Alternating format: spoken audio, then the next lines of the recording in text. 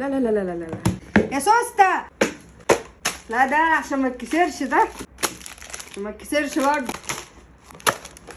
شكرا. وزي ما انتم عارفين بحب اجرب معاكم كل حاجه، وشفت لكم النهارده وصفه حاجه حلوه نعملها في 10 دقائق. سوسته كان بيتفرج معايا، واول ما عجبتني الوصفه راح جاب لنا كل الطلبات بتاعتها: اوريو، كريم كراميل، بسكوت، وكريم شانتيه. تعالوا بقى اعملها معاكم زي ما انا شفتها، وواثقه ان انا هبهركم. نجيب بقى خلاطنا الجميل وننزل فيه كده بكوبايه لبن، واحده واحده وبالراحه عشان الشفشه لسه جديد، وانا واخده الخلاط ده اصلا من ورا ماما.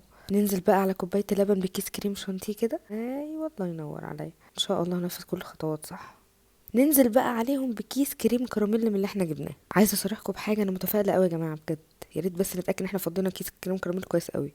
نقفل بقى خلاطنا الجميل بالراحه ونشغله بقى كده ايه، ويا ريت ايه وهو شغال كده نفصل في النص ونشغله، ما نخلوش شغال على طول. ها دي نصايح ماما اللي انا ما اقدرش ابدا